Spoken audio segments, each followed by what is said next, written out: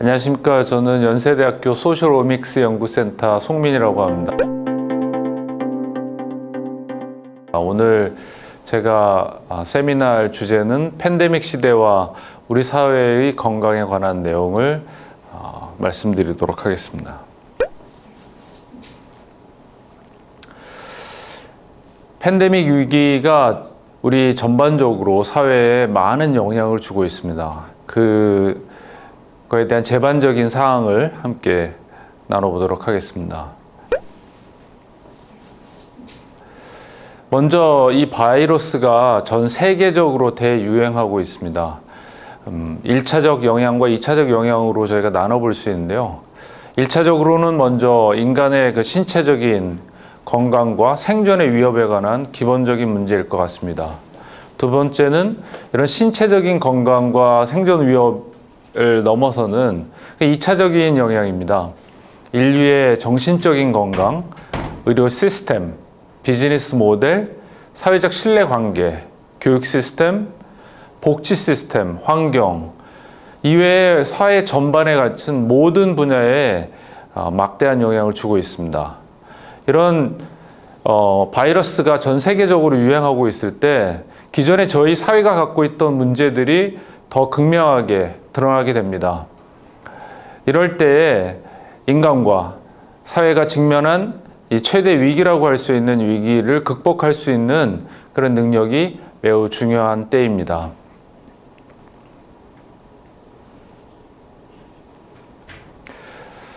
팬데믹은 아까 말씀드린 대로 개인의 신체적인 질병이기도 한데요. 생물학적인 측면에서 본인의 어떤 삶에 어떤 큰 영향을 주는 생명과 직결된 그런 바이러스의 문제입니다. 이렇기 때문에 방역 지침이나 백신, 치료 등 같은 의료 과학 기술적인 대응이 선제적으로 필요합니다. 동시에 팬데믹은 사회적인 질병입니다. 특히 취약계층이나 고령층에 위협적이고 또한 경제적으로도 큰 타격을 받고 있습니다. 또한 상실감이나 정신적인 불안감, 그런 우울감 등이 날로 커져가고 있습니다. 이와 더불어서 사회적인 불신이 팽배해지고 정부의 정책에 대한 신뢰가 저하되고 있습니다. 따라서 사회적으로 소셜 헬스, 사회적 건강이 매우 중요한 때인데요. 이 소셜 헬스에 대해서 먼저 간단히 설명을 드리도록 하겠습니다.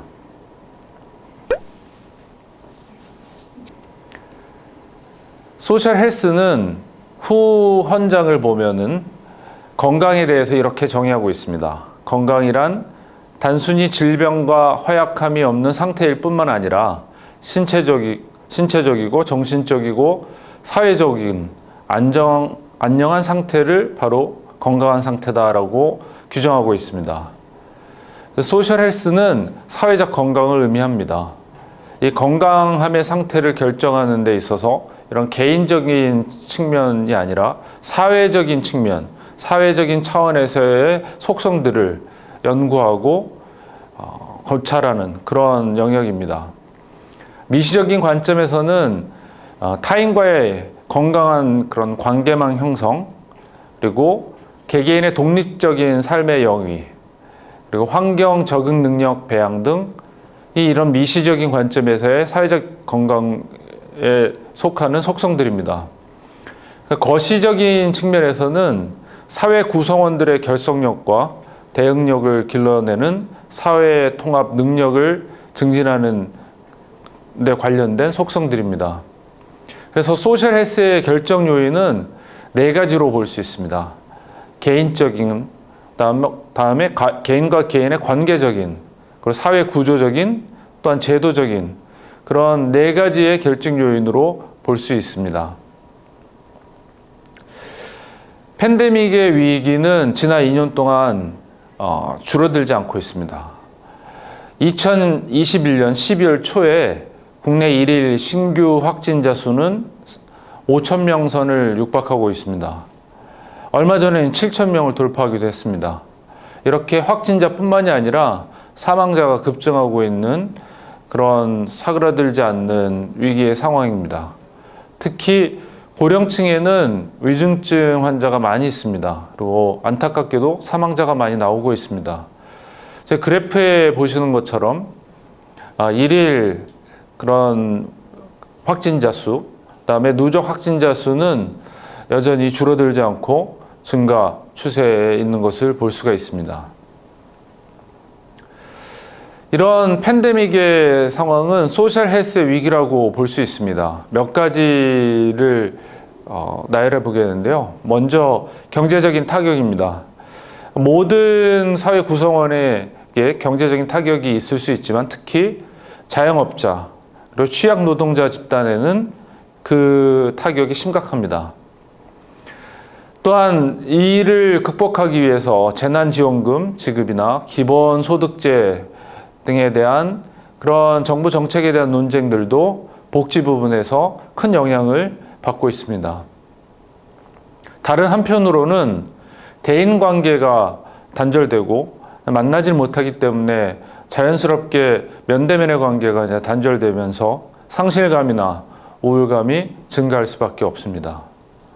또한 사회적으로 어떤 취업에 그런 어려움이 생기게 되어서 취업 기회 상실이나 또한 직장을 다니지 못하기 때문에 벌어지는 가정 내 돌봄 부담의 증가 등 불안화, 스트레스가 급증하고 있는 실정입니다. 또한 이런 팬데믹과 관련된 가짜 뉴스가 생산되어서 이로 인한 사회적 신뢰가 저하되고 종국에는 공동체 연대감의 균열이 생기게 됩니다. 저희가 2020년도에 우울 불안장애 체감 정도를 약 47.5%라고 이제 경향신문에서 조사한 바로 이렇게 되어 있는데요. 이에 비해서 2021년에는 55.8%, 8.3% 정도 증가했습니다.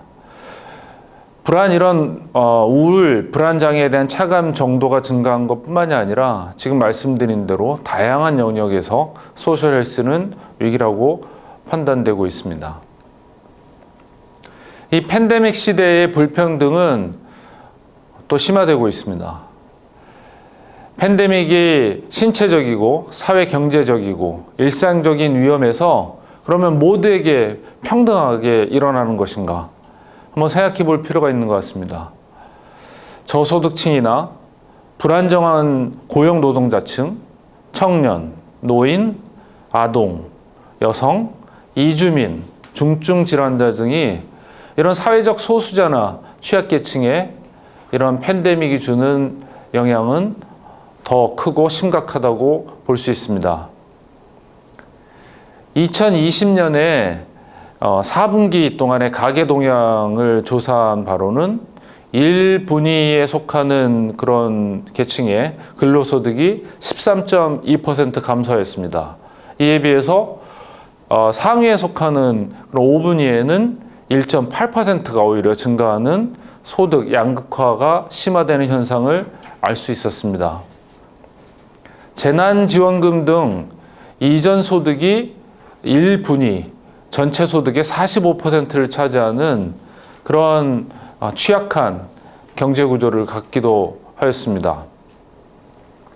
팬데믹 시대에 이런 불평등이 심화되는 것은 다시 얘기해서 공동체 복리감, 사회 통합 등 사회적 건강, 즉 소셜 헬스의 중요성이 더 커졌다고 볼 수 있겠습니다. 이런 소셜 헬스의 위기를 극복하는 노력이 이제 필요합니다. 다양한 그런 접근 방법이 있을 텐데요.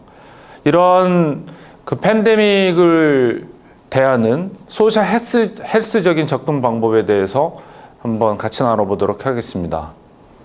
소셜 헬스적인 극복 접근 방법은 개인의 건강과 또한 사회적 수준의 건강을 연계하는 것입니다.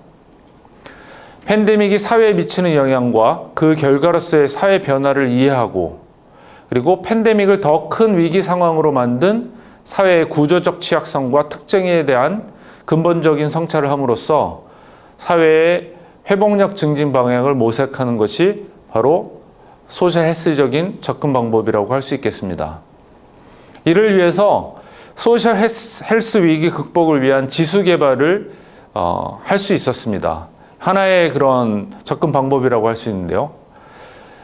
우일 경향 지수, 공황 장애 지수, 불면 지수 등을 개발해서 지수화하는 겁니다. 이런 지수화하는 것은 서베이나 이런 걸 통해서 하는 것이 아니라 SNS 데이터를 대량으로 분석함으로써 저런 지수를 자동으로 생산해내고 지표화하는 것이 가능해졌고, 현재의 기술을 이용함으로써 저희는 저희 사업단은 그것을 실행에 옮기고 있었습니다. 이렇게 우리 사회의 건강 지표를 보여줌으로써 이런 어려움을 해결하기 위한 그런 노력의 한 부분을 저희가 담당하고 있습니다. 우울 경향 지수에 대한 예시인데요. 이거는 뒤 슬라이드에 더 자세하게 설명드리도록 하겠습니다.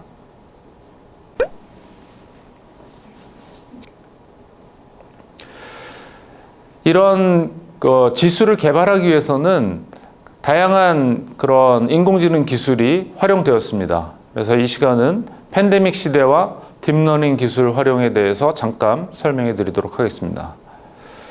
기술적인 내용이기 때문에 어려운 용어보다는 좀 더 쉽게 설명하도록 하겠습니다. 하지만 내용 자체가 이제 어려움이 있기 때문에 그 점 양해를 부탁드립니다. 팬데믹 시대의 딥러닝 기술을 몇 가지 소개해 드리겠습니다. 지금 소개하는 이 두 가지는 매우 많은 연구 중에서 그냥 극히 일부분만 소개하는 것이라고 생각하시면 될 것 같습니다. 첫 번째는 비전 프로라는 그런 방법론을 써서 그런 걸 활용해서 신종 감염병 감염 이미지를 식별하는 연구입니다. 감염이 되어 있는 어떤 그 폐의 구조와 그 이미지 그 구조와 사진과 그렇지 않은 일반 사람들의 그런 폐의 사진을 비교함으로써 그 감염병에 걸린 그런 환자들을 이제 식별해내는 그런 그 연구라고 생각하시면 되겠습니다. 또한 광주과학기술원에서 CT 영상으로 세균성 폐렴, 신종 감염병을 분류하는 딥러닝 모델을 개발하였습니다. 딥러닝이라는 거는 이제 기계학습의 일종인데요. 기계학습에 대한 그리고 또 딥러닝에 대한 설명은 뒤에서 설명을 드리도록 하겠습니다.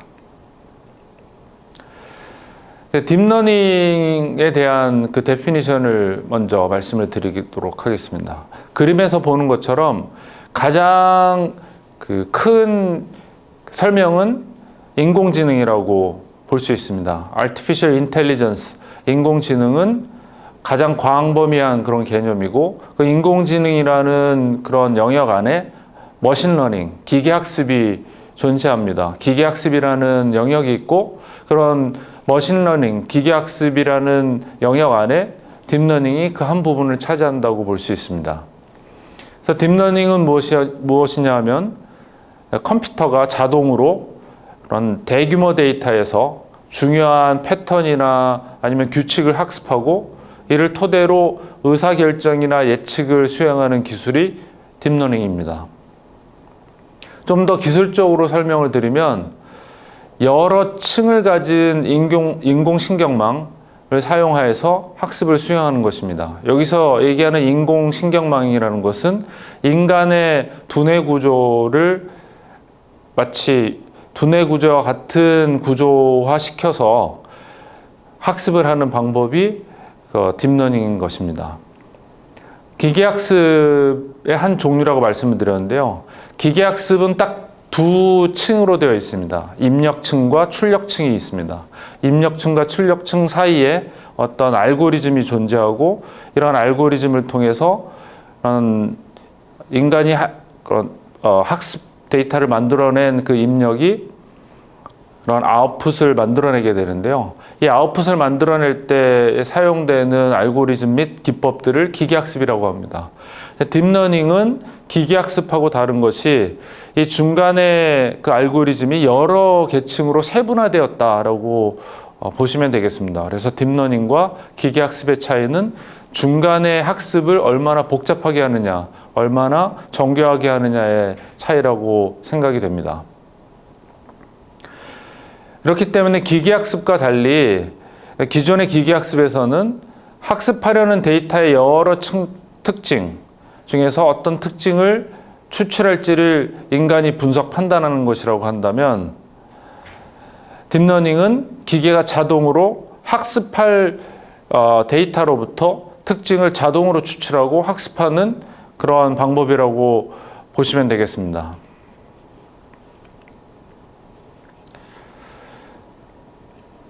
아까도 말씀드린 것처럼 이제 입력층, 인풋 레이어가 있고 출력층, 아웃풋 레이어가 있으면, 그러니까 입력이란 것은 여러 가지 그런 데이터가 되겠죠. 만약에 내가 문헌 분류를 하겠다, 그럼 문헌 분류를 위한 이미 문헌이 분류된 그런 데이터가 인풋으로 들어오면 히든 레이어, 은익층이라고 하는 그 은익층이 여러 개의 세부 은익층으로 구성되어 있습니다. 저 은익층을 통해서 데이터를 학습하게 되고 특징이나 어떤 규칙을 발견하게 되고, 그걸 바탕으로 아웃풋 레이어에서는 모델을 생산하게 됩니다.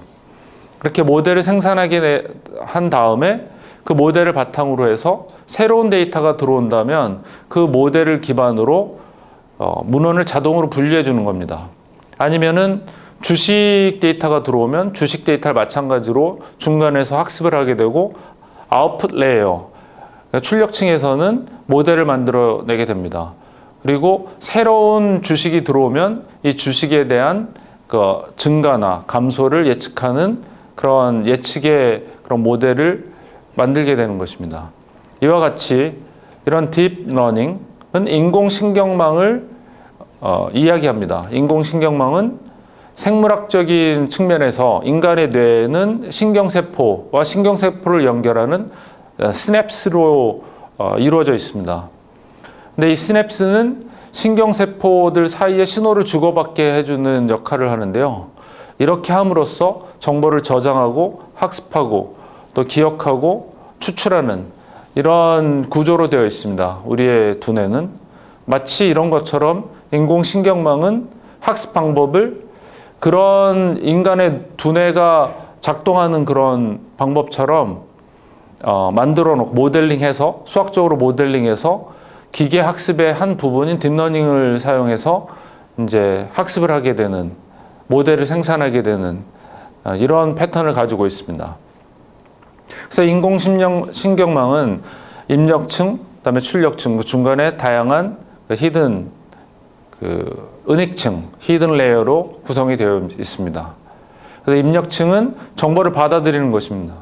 학습 데이터를 받던 새로운 데이터를 받는 그런 정보를 받아들이는 그런 창구가 되는 것이고, 각각의 입력 변수는 1대1로 매칭이 됩니다.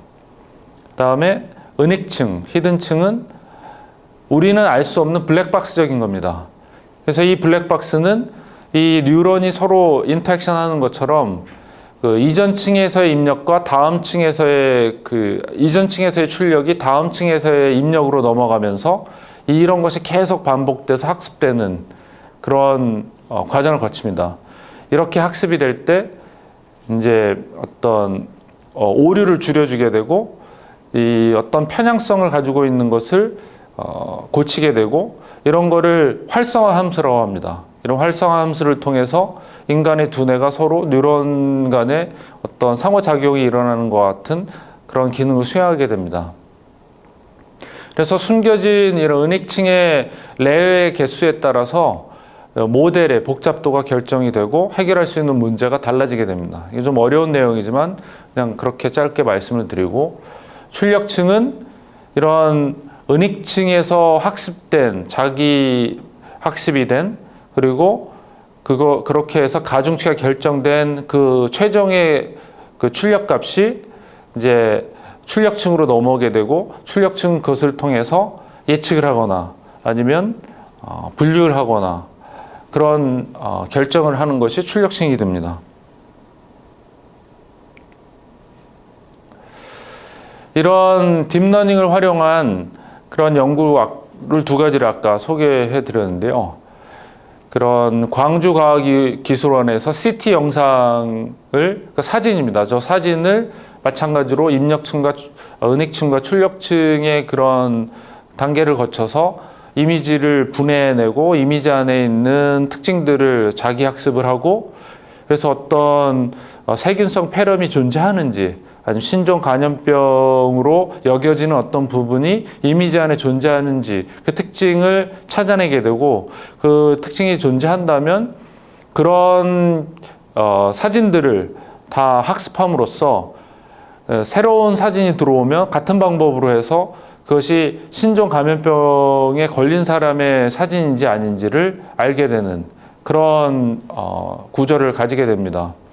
여기에서는 이제 그 세 가지 범주로 그 판단을 하게 판단을 했습니다. 이 연구에서는 첫 번째로는 이미지를 정상이냐, 아니면 두 번째 케이스는 신종 감염병에 감염되지 않은 폐렴이냐, 세 번째는 신종 감염병에 감염된 폐렴이냐, 이런 세 가지의 어떤 범주로 사진을 분류하고 그 범주에 따라서 학습을 했습니다.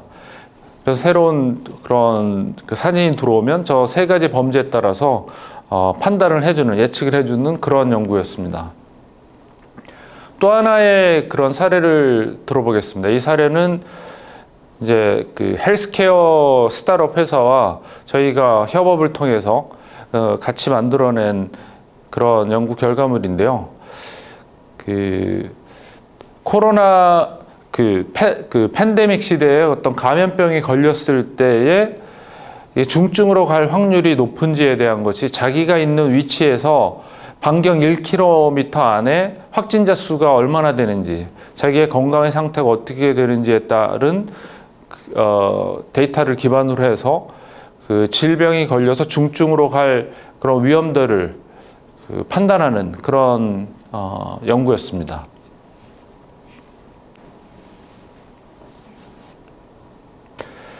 다음은 이런 딥러닝 모델을 활용해서 우울 경향 지수를 개발한 그런 연구를 하나 소개해 드리도록 하겠습니다. 팬데믹 이후에 사회적 관계가 이제 변화가 되었습니다. 특히 이제 우울증이 그런 심각한 사회 문제가 되었고, 사회적 질병, 그리고 사회적 건강, 소셜 헬스의 하나의 큰 그 연구 과제가 되었는데요. 증상을 세 가지로 나눠볼 수 있습니다. 첫 번째는 정서적인 증상입니다. 심각한 우울증 상태에서는 그 개개인이 갖고 있는 다양한 그런 정서적인 그런 공황 상태, 무감각하거나 무표정하거나, 아니면 아동이나 청년들에게서는 분노의 감정이나 불안하고 짜증스러운 감정이 나타나기도 하는 이런 정서적인 증상이 있습니다. 또 하나는 인지적인 증상입니다. 자신, 타인, 미래에 대해서 부정적이고 비관적인 생각이 이제 커지게 됩니다. 그 인지적인 기능이 저하되어서 주의 집중이 잘 되지 않고 기억력이 저하되며 판단하는 데 어려움을 겪게 되는 그런 모습을 보이는 것이 인지적인 증상으로 나타납니다. 행동적인 증상은 새로운 일을 시작하는 데 어려움을 겪게 됩니다. 해야 될 일을 미루고, 그리고 지연시키는 일이 자주 생기게 됩니다. 활력과 생기가 저하되고 아침에 잘 일어나지 못하는, 그리고 자주 피곤함을 느끼게 됩니다. 더 나아가서는 사회적 활동을 회피하게 되고 위축된 생활을 하게 되는데요. 이렇게 되면 수면 장애가 오게 되고 불면증이 나타나게 됩니다. 이런 우울증 증상이 이제 팬데믹 이후에 이제 생기게 됩니다. 더 확산이 되는 거죠. 또한 팬데믹 이후에는 사회적 관계가 변화가 됩니다. 그런 변화를 여러분이나 저도 이제 경험을 하고 있습니다. 팬데믹이 확산됨으로써 일상에 큰 변화가 닥치게 되고 이런 우울감이나 무기력증이 증대가 됩니다. 또한 팬데믹이 장기화되면서 우울감에는 다음과 같은 원인을 우리가 찾아볼 수가 있습니다. 첫 번째로는 외출과 모임 자제로 인해서 사회적인 고립감을 느끼게 됩니다. 그리고 감염 확산에 따른 이제 건강에 대한 염려가 이제 커지게 되는데요. 이거 불필요한 이제 염려가 생기게 됩니다. 또한 취업과 일자리 유지에 어려움을 겪게 돼서 재택근무나 실적 악화나 자영업자의 매출 하락 등 경제적인 타격을 실질적으로 보게 됩니다. 또한 신체 활동이 이제 부족하게 되어서 체중 증가가 오게 됩니다. 팬데믹과 관련된 부정적인 소식이나 그러한 페이크 뉴스 같은 무분별한 정보로 인한 불안감도 증가하게 됩니다. 팬데믹 이후에 우울 경향의 현황을 보면은 이제 하나의 그 예시가 되는 자료입니다. 그 국민건강보험공단에서 우울증 진료실 인원을 파악한 겁니다. 2020년 상반기에는 우울증 진료실 인원이 전년도 대비 49%가 증가했습니다.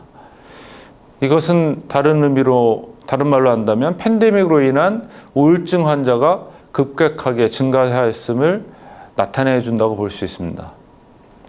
2020년 3월부터 우울 위험군과 자살 사고가 높아지는 경향이 나타나였습니다. 전체 국민 7명 중에 1명이 자살을 생각한다는 위험한 결과도 보고가 되었습니다.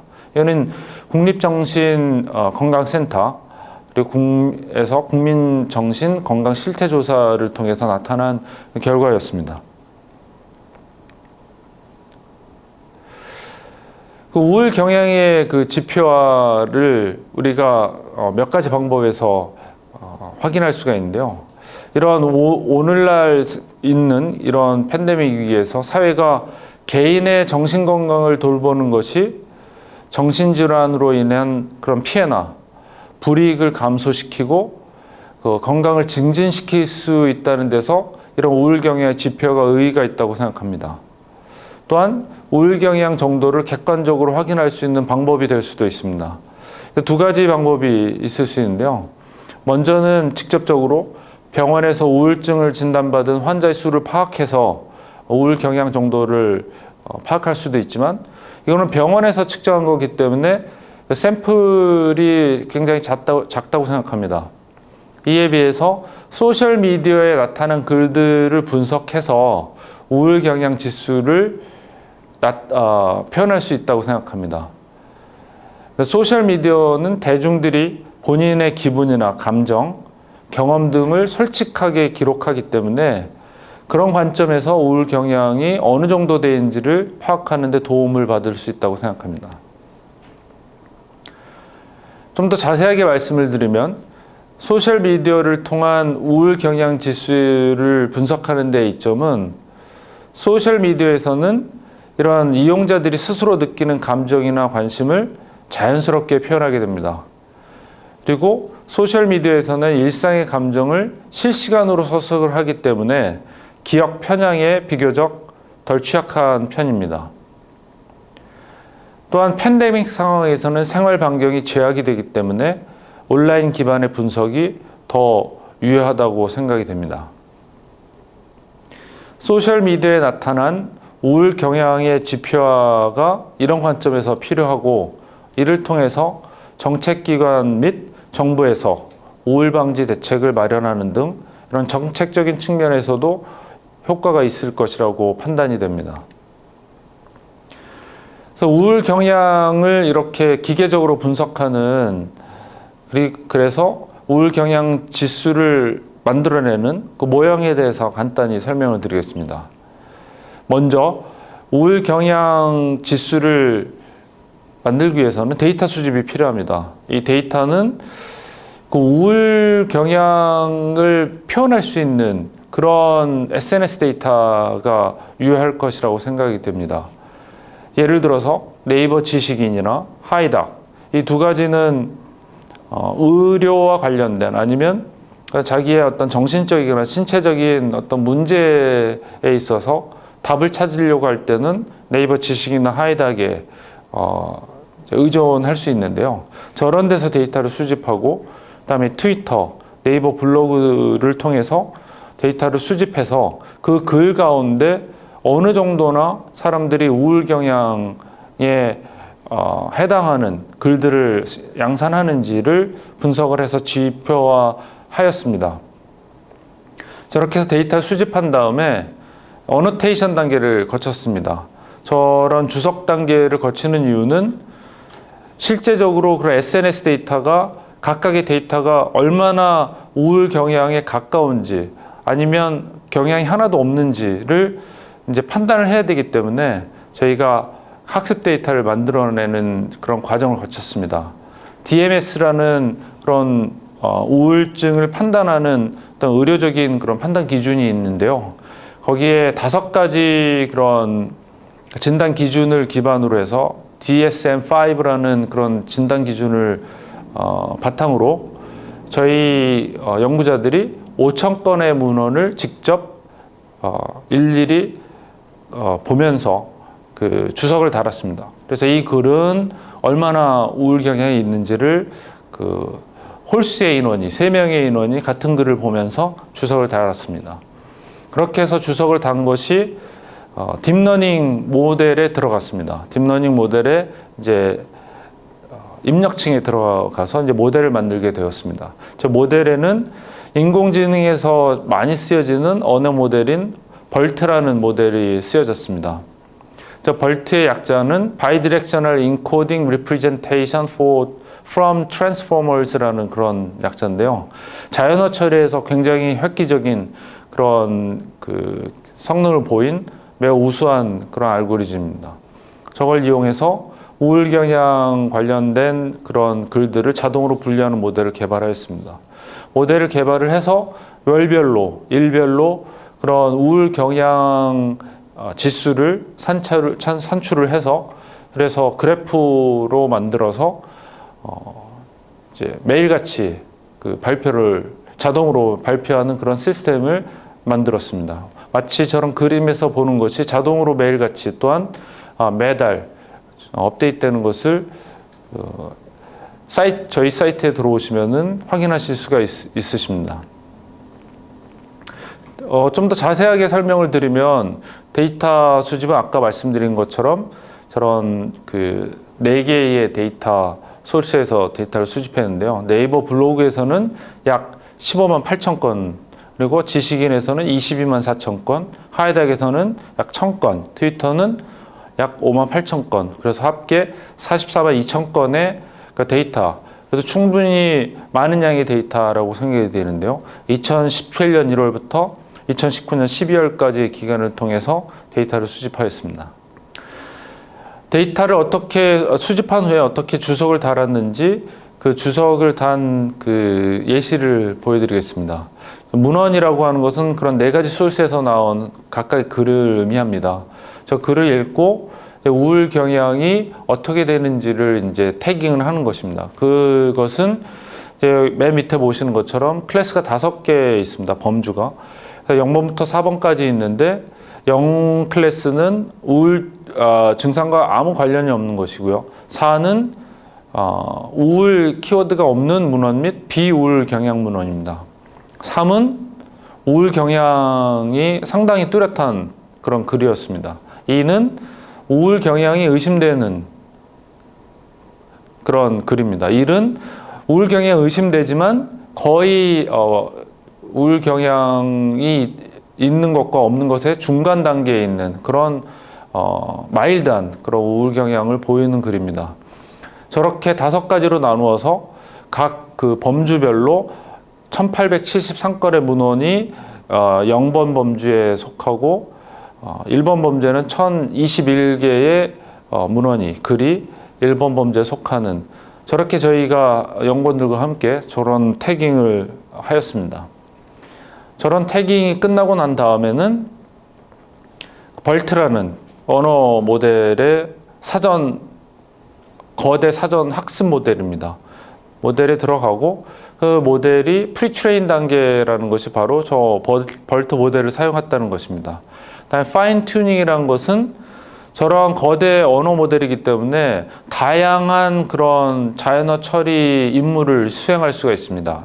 예를 들면 개체명 인식, 아니면 다음 단어 예측, 아니면 자동 질문과 정답 시스템 이런 것들에 활용이 되는데요.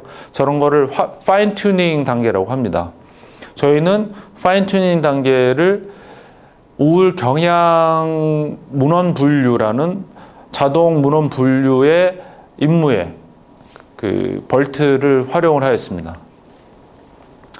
좀 더 이제 복잡해지는 그런 내용인데 인풋 그 입력층에서는 이 벌트는 특별하게도 3개의 임베딩이라는 그런 구조를 가지게 됩니다. 3개의 임베딩은 이제 문장을 단어로, 그걸 토큰이라고 합니다. 단어로 임베딩 하는 게 있고, 세그멘트 임베딩이라고 하는 거는 이게 이제 벌트는 2개의 문장이 한꺼번에 들어오게 됩니다. 그래서 첫 번째 문장에 속하는지 두 번째 문장에 속하는지가 이제 세그멘트 임베딩입니다. 포지션 임베딩은 각각의 단어가 몇 번째 위치에 존재하는지 그 포지션에 대한 정보를 같이 넣어서 매우 이제 복잡한 구조를 거치게 되는데요. 저렇게 복잡하고 무거운 구조를 가지고 있기 때문에 놀랄 만한 성능을 보입니다. 그런 그 입력층에서 저렇게 이제 글이 저런 식으로 쪼개져서 들어오게 되고, 그런 다음에 이제 은익층을 통해서 12개의 층입니다. 보통 벌트는 12개나 24개의 층으로 이루어졌는데요. 중간이. 그걸 통해서 학습이 이루어지게 됩니다. 그래서 말씀드린 대로 다양한 이제 소스에서 데이터가 저렇게 자연어 처리된 데이터가 들어오고, 그것이 사전 학습된 벌트 모델에 들어와서 자기가 스스로, 벌트라는 모델이 스스로 어떤 특징이나 패턴을 찾아내고 규칙을 찾아내고, 그래서 이 글은 범주 3에 속한다, 이 글은 범주 1에 속한다, 이 글은 범주 0에 속한다를 이제 예측을 하고 학습을 하고 맞추게 됩니다. 그런 거를 반복해서 수행을 하고 모델이 만들어지면 결국엔 그 모델을 가지고 새로운 데이터가 들어오면 5개의 범주 중 이 글은 어디에 속한다를 예측하게 됩니다. 근데 이 벌트 모델은 약 90% 이상의 정확률을 보입니다. 다시 얘기하면 10개의 글이 들어오면 9개 이상은 정확하게 맞추게 됩니다. 그걸 바탕으로 날별 또한 월별 그런 우울 경향 지수를 지표화해서 저희가 발표를 하고 있습니다. 하나의 예시인데요. 2020년도 월별 경향 그래프입니다. 2019년 12월에서 이제 팬데믹이 시작해서 1월에 보면은 그때는 별로 영향이 없었는데 쭉 우울 경향 지수가 이제 늘어나게 됩니다. 그래서 2020년 1월에 전 세계로 확산되면서 불안감이 증대되었고요. 약간 그러니까 우울 경향 지수의 그 값이 높을수록 더 우울하다는 뜻입니다. 약간 소강 상태에 있다가 2020년 3월 22일부터 4월 19일까지 이제 사회적 거리두기가 시행되면서 우울 경향이 매우 커지게 됩니다. 그러다가 이제 그것이 익숙하게 되는 2010년 6월까지는 계속 이제 우울 경향 지수가 하강을 하다 다시 6월부터는 그 상승하는, 그래서 8월에는 이제 어떻게 보면 확진자 수가 다시 급증하는 그런 때까지 계속 그 이제 우울 경향이 높아지게 됩니다. 그러다가 이제 완화가 되면서 2020년 12월 3차 대유행이 이제 시작되는 그 시점까지 다시 이제 우울 경향이 더 증가되는 그런 이제 양상을 보이게 됩니다. 이것이 저희가 그 우울 경향 지수를 지표화해서 자동적으로 업데이트하는 저희 사이트에서 나타나는 그런 그래프의 예시입니다. 그럼 이거를 그 종합해서 말씀을 드리면 그 우울 경향 지수를 보니까 저희가 지표에서 발표한 지수를 보니까 팬데믹과 더불어서 우울 경향 지수는 증가하는 추세를 보였습니다. 그리고 팬데믹이 시작된 2019년 12월부터 7월까지 2020년 7월까지 전반적으로 높은 수준을 유지했습니다. 그리고 신종 감염병 확진자 수가 증가하거나 정부로부터 사회적 거리두기가 시행된다고 발표하고 시행이 되었을 때 역시 우울 경향 지수가 증가하는 추세를 보이는 것을 알 수가 있었습니다.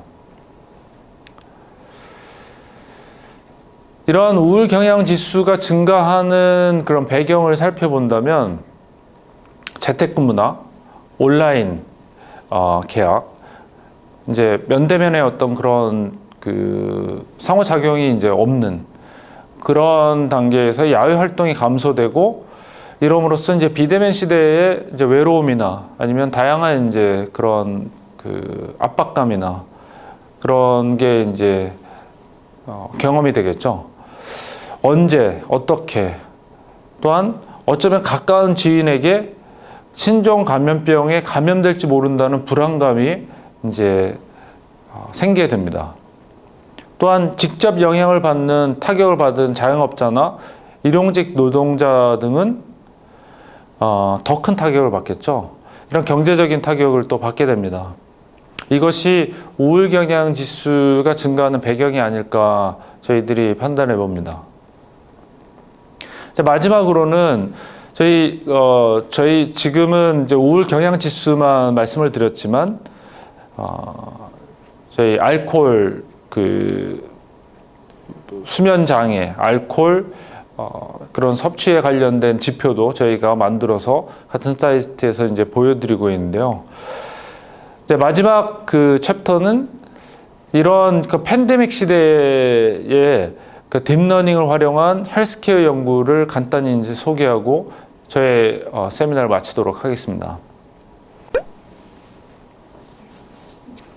네, 헬스케어와 관련돼서 저희는 이제 지식 그래프를 구축하는 데에 관심이 많습니다. 이 지식 그래프라는 것이 무엇이냐 하면, 지식 그래프를 구성하고 있는 것은 두 가지입니다. 두 가지 속성이 있습니다. 첫 번째는 그 노드라는 그런 지식 그래프의 점이 있습니다. 그 점은, 저희가 관심 있는 지식 그래프에서의 점은 어떤 특정한 질병 아니면 증상 아니면 각자 갖고 있는 감정 뭐 이런 것들이 이제 그 노드가 됩니다. 점이 되는 거고, 그러니까 점과 점 사이를 연결하는 것은 관계가 됩니다. 어떤 관계가 있는지, 이런 증상과 이런 질병은 어떤 관계가 있는지, 이런 것이 이제 그 관계 타입이 되는데요. 그 관계 타입도 그런 지식 그래프의 두 가지의 큰 속성, 그런 구성 중에 하나가 됩니다. 이 두 가지를 통해서 지식 그래프를 구축하게 됩니다.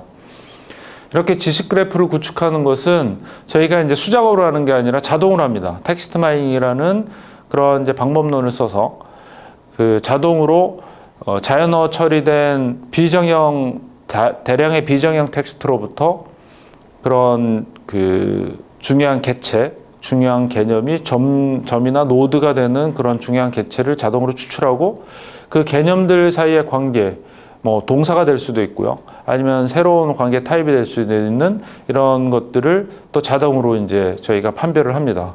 이렇게 해서 이제 지식 그래프를 만드는데, 이 지식 그래프는 다층적인 그런 그래프가 될 수 있습니다. 다층적이라는 것은 저희 그 의료 데이터에서 나오는 걸 가지고 지식 그래프를 만들 수 있고, 그다음에 소셜 미디어, 헬스케어와 관련된 소셜 미디어에서 나오는 걸 가지고 지식 그래프를 그릴 수도 있고, 아니면 학술문헌에서 나온 걸 가지고 지식 그래프를 그릴 수도 있는데, 이런 세 개의 다른 지식 그래프에는 공통적인 노드, 점들이 존재할 수 있습니다.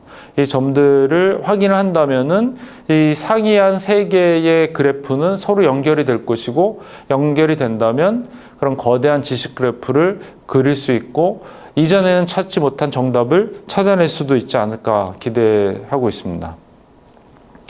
또한 이런 딥러닝 기법을 활용해서 신약 개발에도 활용이 될 수 있을 것 같습니다. 이제 저희가 관심 있는 소셜오믹스 연구센터에서 관심 있는 것은 이런 신약 개발을 단순히 이제 의료적인 어떤 임상 실험에서뿐만이 아니라 그 이전 단계의 후보 물질을 발굴하는 데 있어서 우리들이 생산해낸 어떤 글, 소셜미디어 글, 아니면 학술문헌에서 이런 정보들이나 정보 간의 관계를 자동으로 추출해서 거기서 무엇인가 새로운 어떤 지식을 발견하고, 아니면 어떤 질병에 대한 어떤 치료제를 발견할 수 있지 않을까 생각이 되어서, 저희가 멜케라는 그런 시스템을 개발해서 그런 신약 개발을 위한 딥러닝 파이프라인을 개발하는 그런 과정에도 있습니다. 이전 슬라이드에서 보여드린 그 멜케라는 건 메디컬 레이턴트 날리지 익스트랙터의 약자인데요. 이거는 미국의 스탠포드의 그 자연어 처리 그룹에서 만든 코NLP의 알고리즘을 확장한 그런 파이프라인입니다. 또한 팬데믹 위기와 관련돼서 왜 이런 약물이 팬데믹에 영향 주었던 바이러스에 직접적으로 치료제가 될 수 있는지에 대한 가설을 자동으로 생성하는 그런 연구도 진행하였습니다. 미국에서 신종 감염병과 관련된 전문을 약 29,000건, 다 유료 전문인데요. 29,000건을 포함한 그런 44,000건, 약 1GB 정도 되는 학술 문헌 및 그 데이터를 무상으로 제공했습니다. 그 데이터를 가지고 저희가 이런 텍스트 마이닝 기법을 활용해서 어떠한 약물들이 이런 팬데믹 바이러스에 영향을 치료에 좋은 영향을 주는지 그런 경로를 자동으로 생성해서 그걸 가설을 검증하는 그런 연구를 수행하기도 했습니다. 이제 마지막으로 이제 결론 및 재현에 대해서 설명을 드리도록 하겠습니다.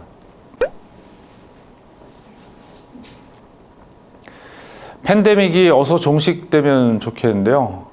아직 그게 언제 끝날지 저희는 잘 알지 못합니다. 저희는 그 가운데에 있습니다.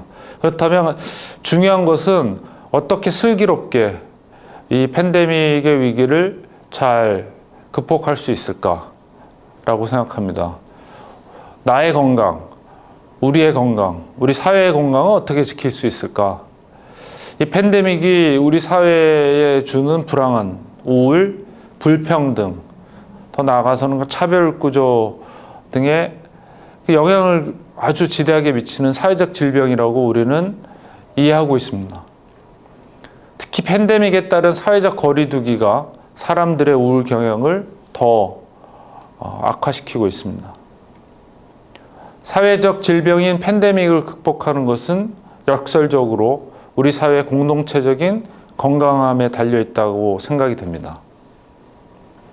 다양한 그런 저희 공동체에서 사회 공동체가 다양한 솔루션을 내야 되겠지만 저희 사업단은 이런 팬데믹 시대에 그런 새로운 인공지능, 특히 딥러닝 기술을 활용해서 무엇인가 정책적인 또한 이걸 객관적으로 바라보는 눈을 제시해 주는 그런 방향에서 우리 사회 건강을 지키는 쪽으로 저희가 목표를 세우고 일을 진행해 오고 있습니다.